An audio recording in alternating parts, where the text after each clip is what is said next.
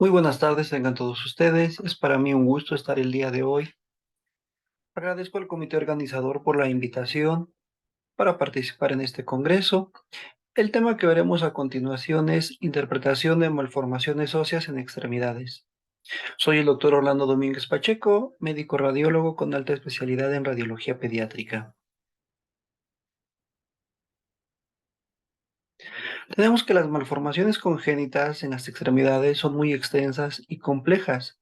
Por tal razón, con la siguiente presentación se pretende ejemplificar algunas de ellas, así como mencionar los datos relevantes que nos ayudarán a identificarlas de una manera rápida y eficiente.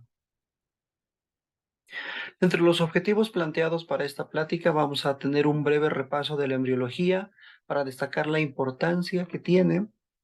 Repasaremos la definición de las malformaciones, la etiología de las mismas, y lo más importante en lo que está centrada esta plática es en revisar las características radiológicas de importancia de las malformaciones óseas. Muy bien, dentro de la embriología tenemos que el aparato esquelético se va a desarrollar a partir del mesodermo y células de la cresta neural. Los huesos van a aparecer como condensaciones de células mesenquimatosas que nos van a formar los modelos óseos. La condensación va a marcar el inicio de la actividad selectiva de los diferentes genes que están involucrados en el desarrollo, que precede a la diferenciación celular. Aquí tenemos un esquema donde podemos ver un embrión de 28 días, donde ya existe la aparición inicial de las yemas de los miembros. Tenemos un aumento de esta yema donde podemos ver el ectodermo y el reborde ectodérmico apical. Posteriormente, a los 33 días, se van a mostrar los primordios mesenquimatosos de los huesos del miembro superior. A la sexta semana, ya vamos a tener los modelos cartilaginosos de los diferentes huesos y al final de la misma, ya vamos a tener un desarrollo completo de los diferentes huesos a partir de los modelos cartilaginosos.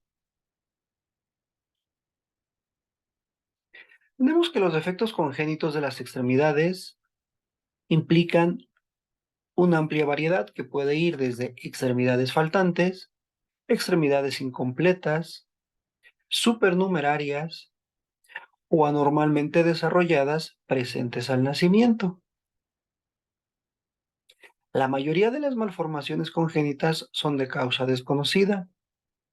Suelen asociarse a otras malformaciones orgánicas, se presentan en el 6% de los nacidos vivos y en el 1% suelen ser múltiples. Las vamos a poder clasificar de diferentes maneras. Pueden ser malformativas debido a una formación anómala del tejido fetal. Deformación, que es el tejido fetal alterado por un ambiente perjudicial. Este puede ser intrínseco o extrínseco. Desorganización o ruptura es el defecto morfológico resultado de la alteración de un tejido previamente normal. Suele ser de origen extrínseco. Y por último, la displasia, que es la organización anormal de células que originan una alteración morfológica. Dentro de la etiología es multifactorial y vamos a tener causas genéticas, causas intrauterinas como puede ser pérdida de líquido amniótico, útero bicorne, bridas, efecto de sustancia tóxica como lo es el alcohol, las drogas, algunos medicamentos como la talidomina, warfina, fenitoína, aspirina, pesticidas o la carencia de vitamina A. Y causas vasculares como pueden ser en madres diabéticas, la toxemia o la hipertensión.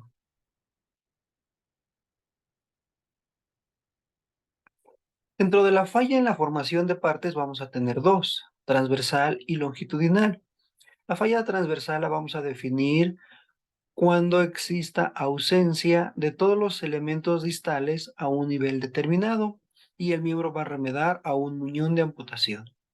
Y la falla longitudinal consiste en un mal desarrollo específico.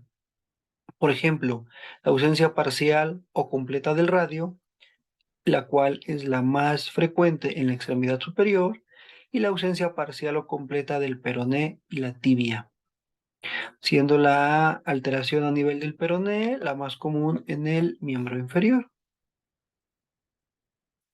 Muy bien, dentro de los diferentes temas que veremos a continuación, son todos estos, y iremos ahorita describiendo cada uno de ellos y analizando los puntos de mayor relevancia para poder llegar a un diagnóstico oportuno. Empezamos con la camptodactilia, que se define como la contractura en flexión irreductible de la articulación interfalángica proximal. Se van a diferenciar tres formas: la forma infantil con afectación aislada del quinto dedo, 2/3 partes suele ser bilateral, y este es autosómico dominante. Tenemos otra presentación que suele ser entre los 7 y los 11 años de edad, la cual se va a ir agravando durante la adolescencia, y esto suele ser más frecuente en niñas. Y tenemos otra forma la cual se asocia a diferentes síndromes. Aquí se presentan las imágenes de un paciente femenino de 6 años de edad, en donde ya teníamos el dato clínico de dolor y nos referían que el quinto dedo no lo podía extender en su totalidad. A simple vista, las imágenes pudieran parecer normales, sin embargo, debido al dato clínico que nos manifiestan, se pone mayor atención a nivel del quinto dedo y se logra identificar una flexión parcial a nivel de la articulación interfalángica proximal. Es muy importante tomar en cuenta la clínica que nos refiere el paciente, ya que en muchas ocasiones es lo que nos va a dar la pauta para poder llegar al diagnóstico. Otro tema es la polidactilia. Esta es la malformación más frecuente de la mano. Su incidencia va de 8 en 100.000 habitantes. Se cree se desarrolla debido a la excesiva proliferación celular, así como a la necrosis celular del tejido embrionario preaxial ecto y mesodérmico previo a la octava semana de desarrollo embriológico. Se diferencia por su localización en preaxiales, las más frecuentes, centrales, las más raras, y posaxiales. Tenemos la clasificación de Wassel para la localización preaxial, donde nos pone 7 tipos. El primer tipo lo menciona como una falange distal bífida. El tipo 2, una falange distal duplicada en su totalidad. El tipo 3, una falange distal duplicada y una falange proximal bífida. El tipo 4, duplicidad de las falanges. En el tipo 5, duplicidad de las falanges más metacarpo bífido. Tipo 6, duplicidad completa a partir del metacarpo con sus falanges correspondientes. Y la tipo 7 se remeda a un pequeño muñón óseo o a un pulgar flotante. Tenemos un ejemplo de un masculino de 3 años de edad, donde lo que podemos ver es una falange distal bífida, correspondiente a qué tipo? Al tipo 1. Aquí tenemos otro ejemplo, un masculino de 3 meses de edad, donde también podemos ver duplicidad de las falanges a nivel del primer dedo. Y si ponemos un poquito de mayor atención, pudiéramos contar 1, 2 y 3 falanges. Este es un tema que vamos a ver a continuación con más detalle. Otro ejemplo más donde podemos ver la duplicidad completa de las falanges, lo que viene siendo un tipo 4. Aquí tenemos un paciente femenino de 1 año de edad, donde en primera instancia identificamos alteración en las dos manos, y después ya con más detalle podemos ver que esta alteración es diferente en cada una de ellas. En la mano izquierda tenemos una duplicidad completa de las falanges, lo que vendría siendo un tipo 4, y en la mano derecha tendríamos un tipo 7 con un pulgar flotante. Aquí tendríamos un ejemplo de una localización posaxial, donde existe el remanente de óseo de las falanges y está adherido hacia el tejido blando. Otro ejemplo, donde incluso la adherencia es nada más en los tejidos blandos, y este suele ser a partir de un pequeño remanente, muy delgadito, y este dedito pues estaba ahí colgando. A nivel del pie también tenemos alteraciones. En este paciente femenino de 2 años se presenta alteración en ambos pies, la cual es de diferente grado. En el pie derecho tenemos un metatarso bífido con duplicidad de las falanges, y en el pie izquierdo solamente tenemos ahí un pequeño remanente. Otro ejemplo donde tenemos una duplicidad de las falanges aquí a nivel del quinto dedo. También existe la duplicidad del metatarso, pero en este caso es más corto e incluso están parcialmente fusionados. Este otro ejemplo tenemos la duplicidad de las falanges distales y la falange media está un poquito ensanchada y pareciera tener la apariencia de que está bífida. Perfecto. Ahora veremos la sindactilia. Esta se va a definir como la fusión de tejidos blandos. Tiene una prevalencia de 1 en 2500 nacidos vivos. Frecuentemente se asocia a otras alteraciones. Suele ocurrir entre la quinta y la octava semana de gestación. Tiene un patrón autosómico dominante de expresión variable. Predomina en los hombres 2-1 con relación a las mujeres. Se cree es una falla en la regresión normal del tejido embrionario interdigital, principalmente del tejido ectodérmico. La vamos a clasificar como completa cuando el tejido interdigital se extienda a lo largo de toda la longitud de los dedos, incompleta cuando el tejido interdigital se extienda parcialmente, simple cuando abarca únicamente los tejidos blandos, compleja cuando se encuentran afectados tanto tejidos blandos, huesos, faneras y zonas articulares, y complicada cuando esté asociada a anormalidades esqueléticas como lo pueden ser las falanges anguladas. Aquí tenemos un ejemplo de una mano izquierda, en donde lo que podemos ver es la fusión de los tejidos blandos a nivel del tercer y del cuarto dedo, pero no se logra extender hasta la totalidad de los mismos, por lo cual tendríamos una sindactilia simple, porque únicamente nos está afectando a los tejidos blandos, pero incompleta, porque no los abarca en su totalidad.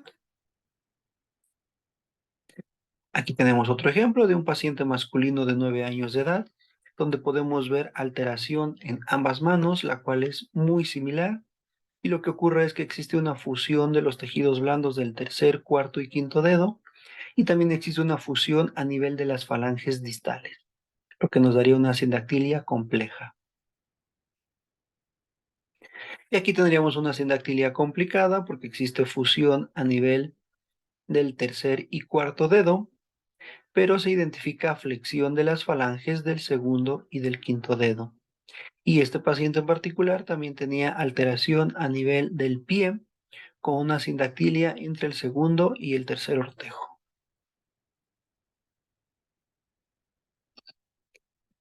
Ahora tenemos la hipoplasia del pulgar. Aquí vamos a referir un pulgar más pequeño o poco desarrollado. Puede ocurrir de manera aislada o ser parte de un síndrome, como puede ser el síndrome de Hall-Oram, síndrome de Batter y la anemia de Fanconi. Es la segunda anormalidad más frecuente. Suele ser de predominio bilateral hasta en el 60% de los casos. Dentro de la hipoplasia del pulgar tenemos la clasificación de Blount, en la cual nos va a dar 5 tipos, dividiéndonos el tipo 3 en un tipo 3A y en un tipo 3B. Entonces, vamos a ver el esquema de esta clasificación para que pueda ser más fácil comprensible. Entonces, tenemos que dentro de la clasificación de Brown, el tipo 1 nos va a corresponder a una hipoplasia menor del pulgar.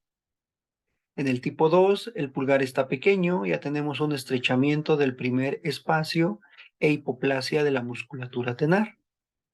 El tipo 3 lo vamos a dividir en 3A y 3B, teniendo que el 3A va a tener una estabilidad de la articulación del carpo y en el 3B va a existir una inestabilidad de la articulación carpo-metacarpal asociado a la hipoplasia del primer metacarpo. La tipo 4 vamos a tener un pulgar flotante, este está corto, inestable. Las falanges suelen ser hipoplásicas con aplasia total o subtotal del primer metacarpiano. Y en el tipo 5 tenemos una ausencia completa del primer dedo. Esta suele ser la forma más común que llega a abarcar hasta el 30% de todos los casos.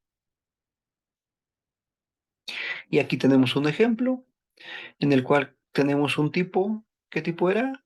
Tipo 5 porque tenemos una ausencia completa del pulgar en la mano izquierda. Y este paciente en particular tiene una fusión parcial a nivel del tercio proximal entre el cuarto y el quinto metacarpo.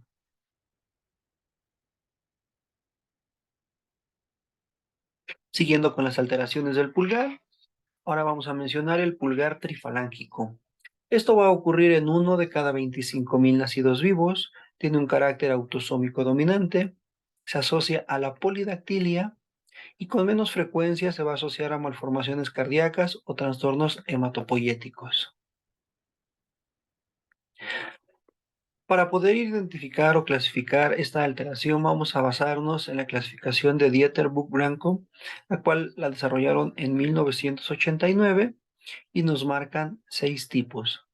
En el tipo 1 vamos a tener una pequeña falange media, la cual tiene una morfología triangular.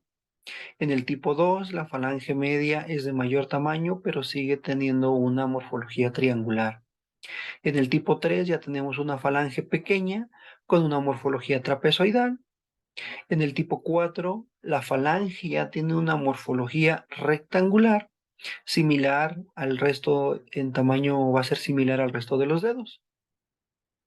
En el tipo 5 vamos a tener las 3 falanges completamente formadas, pero el pulgar va a ser hipoplásico. Y en el tipo 6 vamos a tener las 3 falanges con una polidactilia asociada. Aquí tenemos un ejemplo en donde existe afectación de ambas manos. En la mano derecha tenemos el pulgar trifalángico, 1, 2 y 3 falanges. Este correspondería a un tipo 5.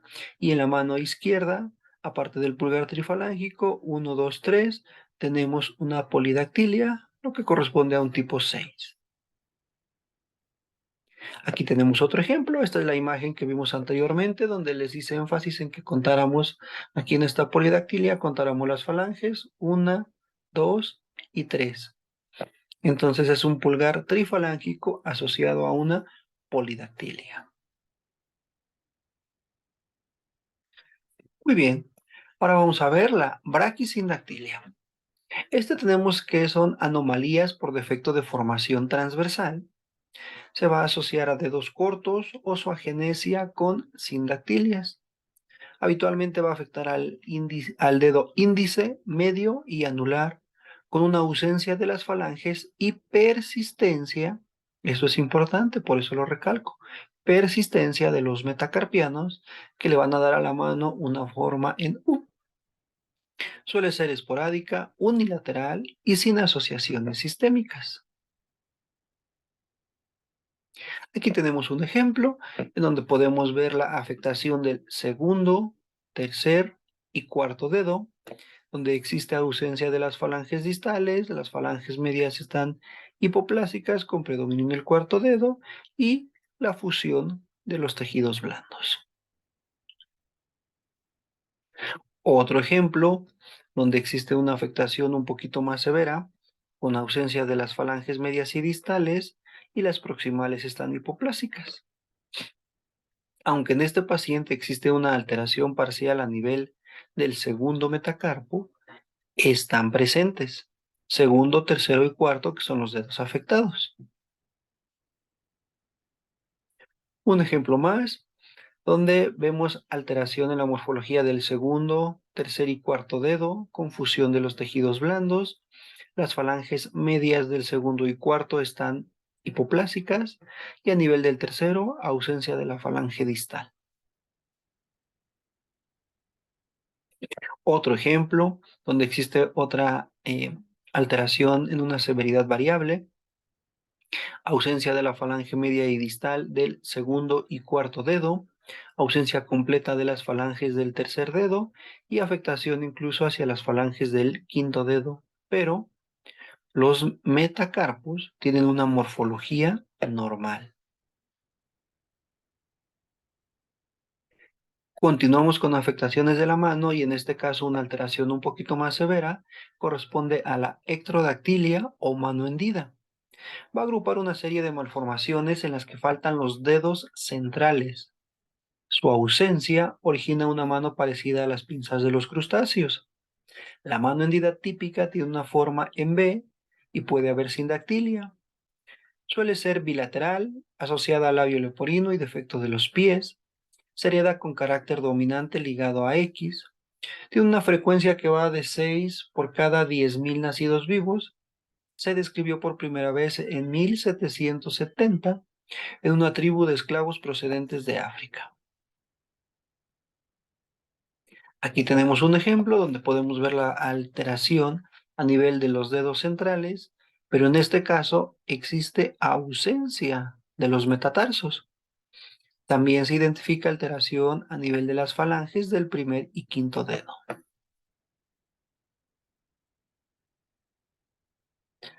Muy bien, vamos a dejar la mano y vamos a continuar ahora con la sinostosis radiocubital.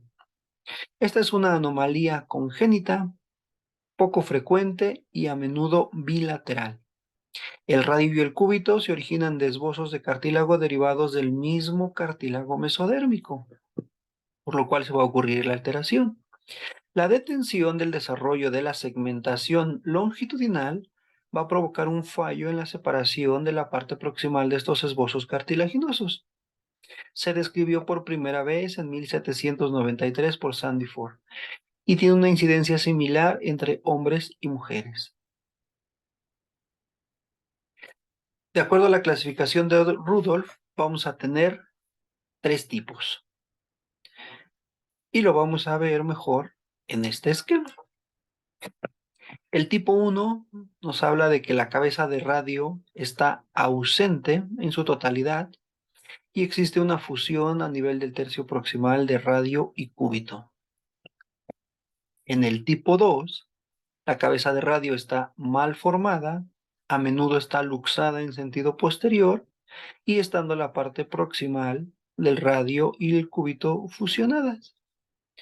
En el tipo 3 se menciona que el radio y el cúbito están firmemente unidos, pero esta unión se menciona que es más por un fuerte ligamento interóseo, más que propiamente una fusión ósea.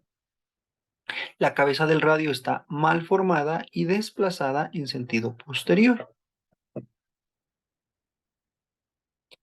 Entonces aquí tenemos un ejemplo en un paciente femenino de 7 años, donde podemos identificar que existe ausencia de la cabeza del radio con una importante fusión a nivel proximal entre radio y cúbito, lo que correspondería a un tipo 1. Tenemos otro ejemplo, donde aquí sí podemos ver parte de la cabeza radial y una fusión a nivel proximal entre radio y cúbito, correspondiente a un tipo 2.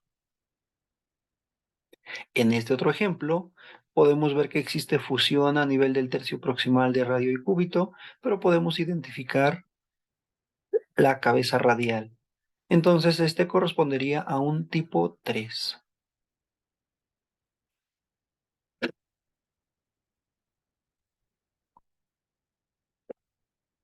Bueno, vamos a continuar con alteraciones a nivel de la extremidad superior y ahora nos toca el tema de mano samba radial, también definida como meromelia radial o clinertrosis. Es una deformidad caracterizada por la desviación radial de la mano, resultada de un defecto del radio que puede ser su hipoplasia o ausencia total. En ocasiones está ausente el primer metacarpiano o con un pequeño remanente. Suele asociarse a otras alteraciones del esqueleto de la extremidad superior y presenta una incidencia de 1 en 5.000 a 1 en 10.000 nacidos vivos. Predomina en los hombres 3 a 2 con relación a las mujeres, suele ser bilateral hasta en el 58% de los casos y presenta un compromiso asimétrico. Tenemos la clasificación de Bain y Klug modificada. La clasificación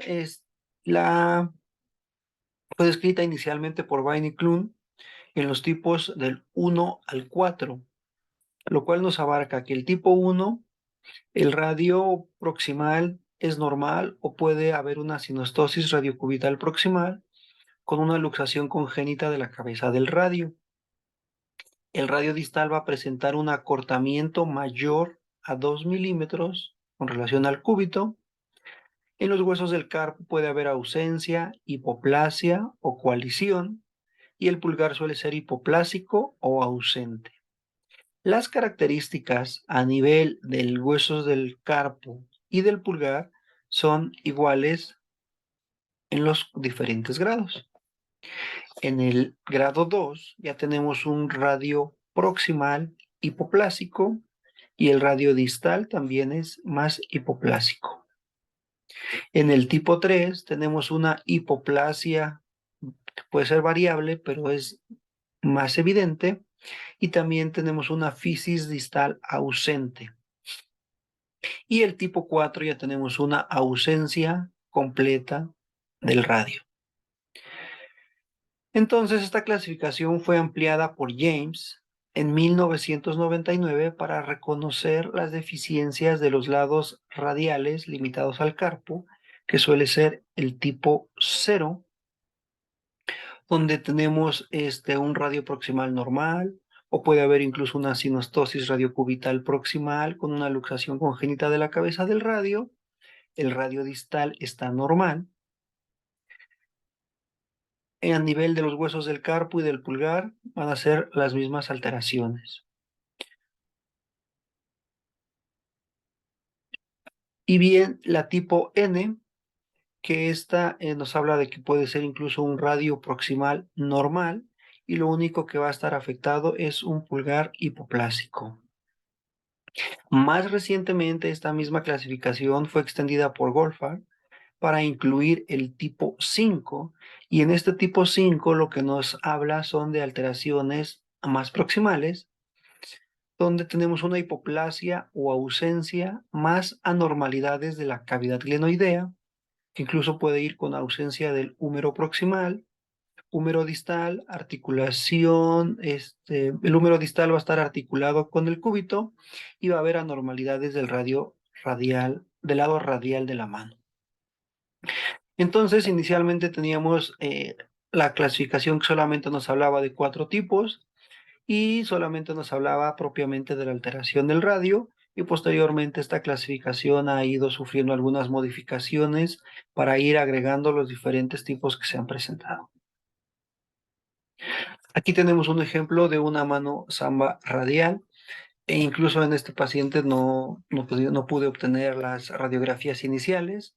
Aquí ya vemos material de osteosíntesis como parte del tratamiento, pero podemos ver cómo existe una ausencia total del radio, lo que nos correspondería a un tipo 4, y bueno, con alteraciones a nivel del carpo y ausencia del primer dedo.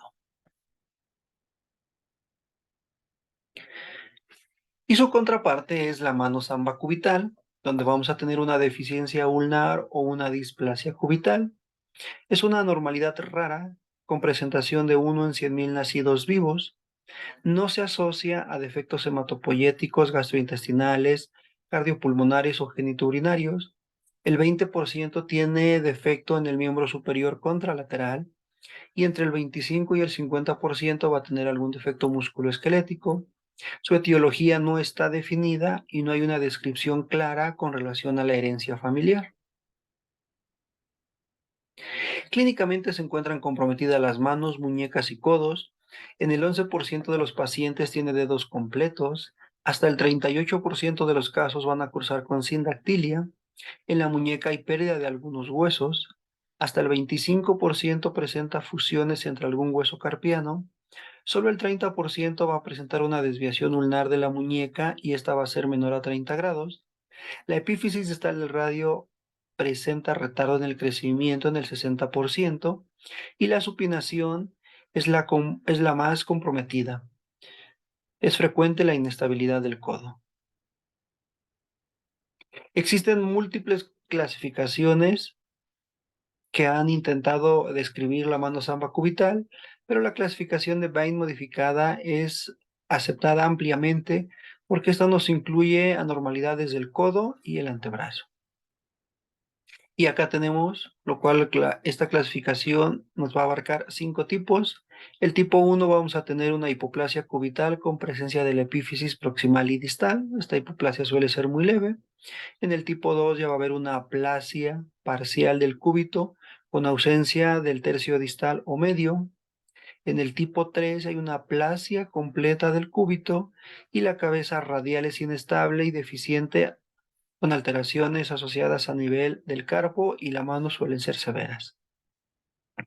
En el tipo 4 ya hay una aplasia completa del cúbito, el radio proximal está fusionado con el húmero y también va a existir un arqueamiento radial. Y en el tipo 5 es lo mismo, pero más severo. Y aquí tenemos un ejemplo. En este paciente existe alteración de manera bilateral. En el lado izquierdo tenemos la ausencia completa del cúbito, el radio proximal está fusionado con el húmero y también existen alteraciones a nivel de la mano debido a ausencia de dedos. Y en el lado, lo que nos correspondería a un tipo 4. Y en el lado derecho es lo mismo, pero más severo, como pueden darse cuenta, entonces lo que nos viene correspondiendo a un tipo 5. Pasando a la extremidad inferior, tenemos la hemimelia del peroné. Es el acortamiento congénito de los huesos largos más frecuente. Su incidencia va de 7.4 a 20 casos por cada millón. Predomina en hombres 2 a 1 con relación a las mujeres y en la mayoría de los casos es de manera aislada y esporádica. Puede tener afectación uni o bilateral, pero es más frecuente que sea unilateral. El lado derecho está afectado en el 80% de los casos y generalmente se va a asociar a otras alteraciones del esqueleto. Tenemos la clasificación de Asterman, donde nos habla de dos tipos, pero el tipo 1 lo subdivide en tipo 1A y tipo 1B. Y teniendo que el tipo 1A es una hipoplasia donde la epífisis proximal del peroné se va a encontrar más distal a la placa de crecimiento, mientras que la placa de crecimiento distal es proximal a la cúpula del astrágalo. Y la tipo 1B, hay ausencia parcial del peroné proximal que va a ir entre un 30 y un 50% aproximadamente. Y la tipo 2 vamos a tener una ausencia completa del peroné o puede existir un pequeño fragmento óseo a nivel distal. Entonces aquí tenemos un ejemplo de lo que nos correspondería a un tipo 1 porque vemos aquí una alteración a nivel del peroné proximal. Y aquí tendríamos un tipo 2 porque podemos identificar una ausencia completa.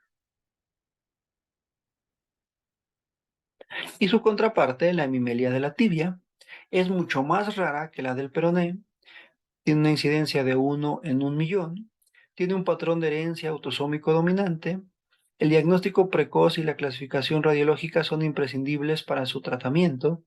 El peroné puede estar normal, displásico o en una posición alta o subluxado y con la desviación del pie hacia adentro.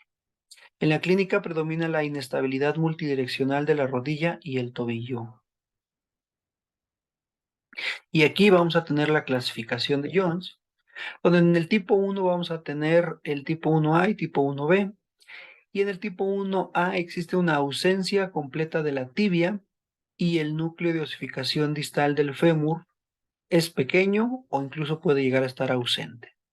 En el tipo 1B vamos a tener que la porción cartilaginosa de la tibia proximal va a estar presente, pero únicamente la vamos a poder observar por ultrasonido o por resonancia. En el tipo 2 tenemos que la porción proximal de la tibia está presente en el nacimiento, pero no está presente la porción distal. En el tipo 3, la porción proximal está ausente y la porción distal está presente. Y en el tipo 4 tenemos que la tibia es corta y hay una diástasis tibioperonea. La superficie articular de la tibia está ausente y hay desplazamiento proximal del astrágalo.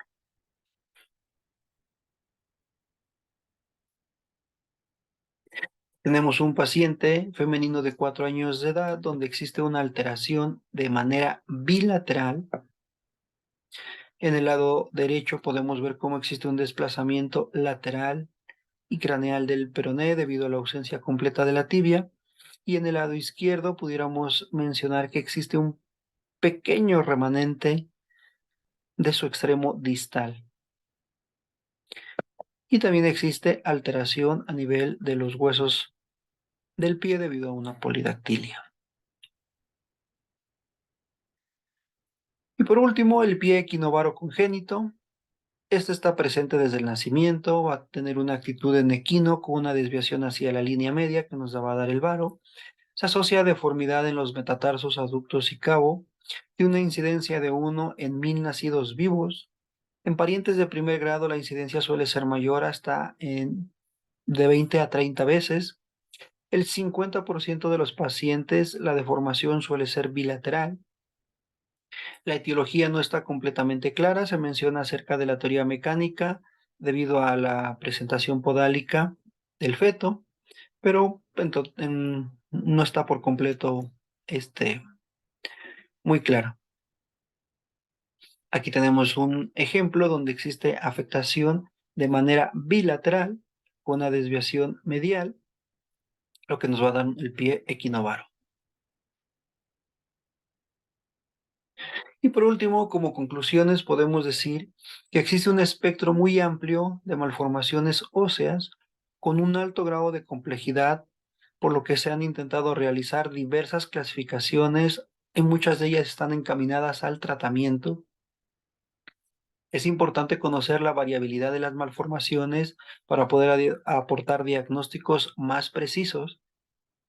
Muchas malformaciones están asociadas a diversos síndromes, por lo cual debemos de recordar que cuando estemos interpretando alguna extremidad y veamos una malformación, debemos de sugerir que ese paciente se siga estudiando para poder revisarlo en su totalidad y poder descifrar si existe algún síndrome o si solamente tenemos una malformación aislada.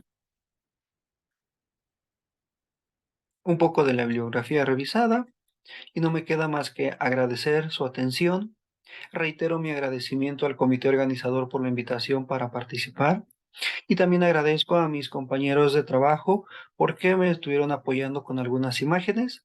Cabe mencionar que todas las imágenes presentadas han sido recopiladas a lo largo de muchos años y todas son de nuestra institución.